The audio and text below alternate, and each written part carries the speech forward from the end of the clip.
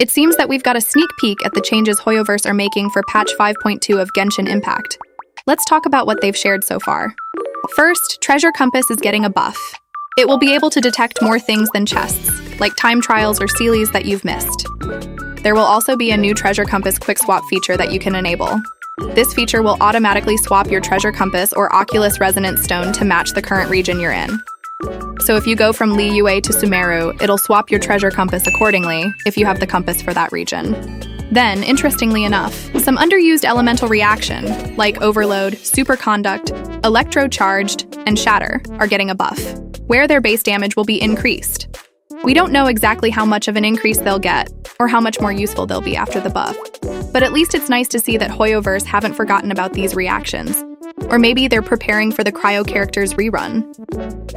Anyways, patch 5.2 will also be adding the Artifact Auto Lock feature. You can enable the General Lock feature to auto-lock any artifacts you get that meets the enabled requirements. You can also use the recommended setting if you don't feel like deciding what to auto-lock.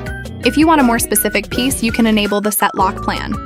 With this, you can set the auto-lock requirement for a specific piece and the specific set. You can use this for some artifact sets where you want HP percent or EM. This one is more advanced than the General Lock, but it'll definitely be useful for late-game players. Next up, they'll be adding a feature where you'll be able to mark artifacts. Marked artifacts will appear first on the list when you look for artifacts. Marked artifacts are automatically locked, so you don't need to worry about accidentally salvaging them. This comes with a new sorting option, where you can sort artifacts from the order of when they were obtained. So you'll be able to view your artifacts from the newly obtained ones. In the Battle Pass, you'll be able to see Battle Pass weapons you already own in the weapon selection page. Pretty useful for those who buys the BP. At the Realm Depot in the Serenitia pot, you can now purchase wood that you've already obtained before.